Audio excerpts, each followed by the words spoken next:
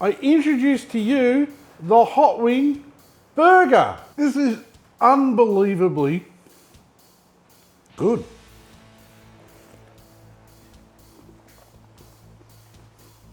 If you aren't turning your favorite food into a burger, that should be illegal. Let's get into it. Today we're going to make hot wing styled burgers. Now cooking time for this recipe will be 55 minutes. Or for those of you who love to use my beer timer, you're looking at a 2-beer cook. Cheers. Hot wings and burgers. I think I felt some movement. For today's cook, I didn't want to be stuffing around with small pieces of meat you get off chicken wings. So I changed this to boneless chicken thighs. Some that Nick from Gippsland Premium Meats assures me he's not touched. Smut! That there is smut! Maybe just a little bit. Better to be safe than sorry, so we may as well glove up now. Now I wanted the skin left on to mimic the texture of wings. Just get them all out of the bag. And I think we'll just trim up some of these little daggy bits. And I'll just trim the edges as well, because I just want to shape these to fit the burgers a little bit better. And all these trimmings can be used for a chicken stir fry. Then give them a rigorous rub down. I mean, pat them dry with some paper towel. Don't forget, flip them over and do both sides. And then we're just going to transfer these to a wire rack, skin side down. Just so you know, this is actually leading somewhere. I want to keep the seasoning very hot wing traditional. That means hitting these thighs with some SPG or salt, pepper, garlic. Sergeant seasoning on board for action. Enemy acquired. Preparing to salt. Enemy advancing. Reloading with pepper. They just won't stop. Finishing off with garlic.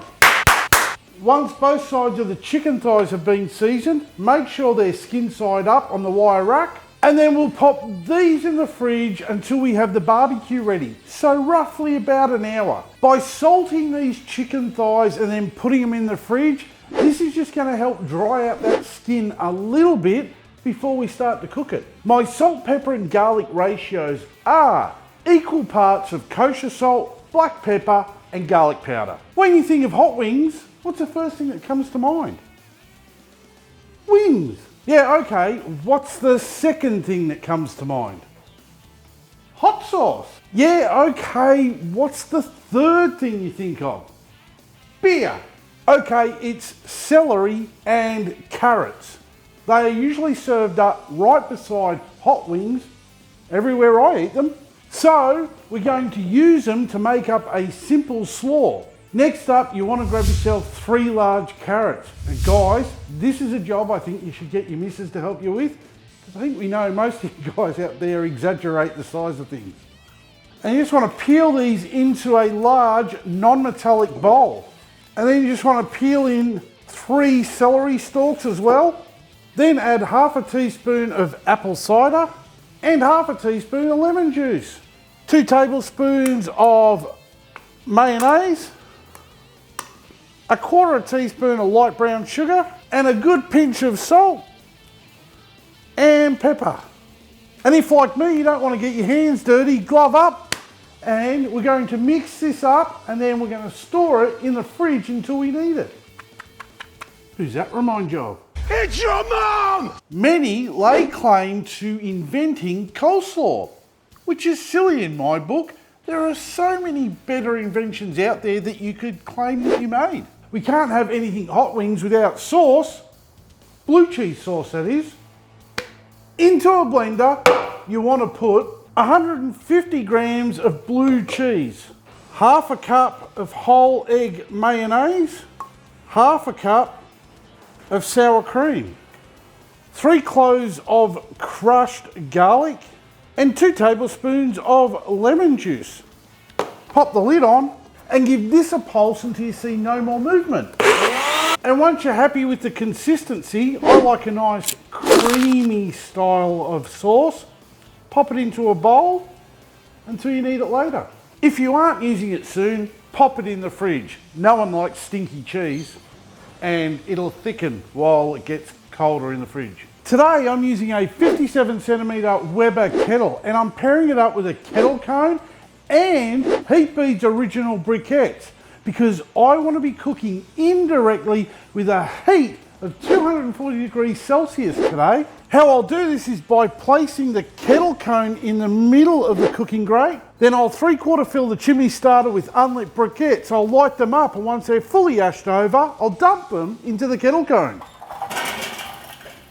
Carefully and responsibly put your grill back. I'll pop the lid on, making sure all the vents are wide open, and we're going to give that grill 10 minutes to warm up. When you preheat your grill, it ceases to be cold. It's true because of science. Once the grill is warm, we can give it a light coating of oil. This is going to help create a non-stick cooking surface and create a bit of smoke. Place the thighs skin side up around the cooking grate, as this is where that high heat from the kettle cone is forced, and this is going to help us get that crispy skin that we want. Put the lid back on, and we're going to let that kettle cone do its thing. When cooking chicken, you want the internal temp reading a minimum of 74 degrees Celsius to be classed as no death chicken. If you didn't know, the Weber lid vent creates a hot spot. As the cold oxygen is sucked up through the bowl vents up and around our hot fuel, it is then forced back out through this lid vent. So to ensure an even cook, I recommend turning the lid a third of the way every 15 minutes during the cook. When spinning your lid, make sure you do it in a clockwise rotation. That way you won't ruin the cook. I can't explain it, it's science. We are 30 minutes in, and I want to oil these thighs up for the last bit of the cook. Grab some spray oil, it doesn't matter what type, and give them all a light coating.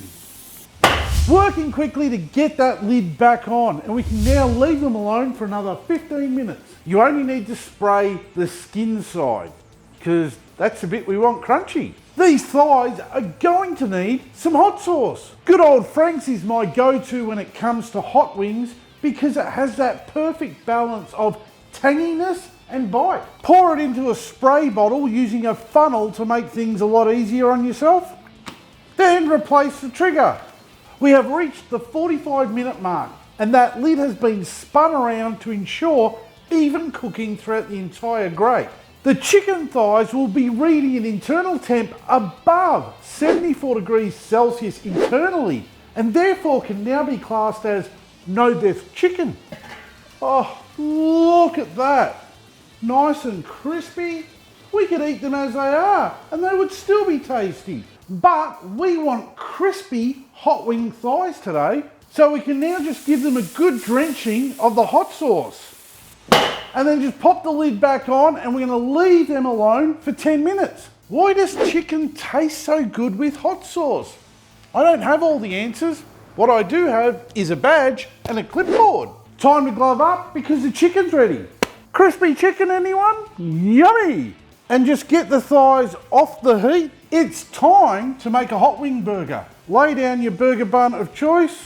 Add a good sized portion of your celery and carrot slaw.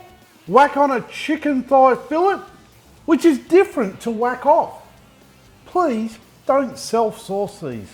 And now add on a good dollop of blue cheese sauce.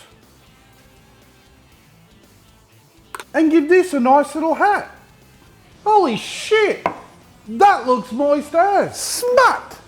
Tasty looking smut. Hey! Now just wrap your laughing gear around one.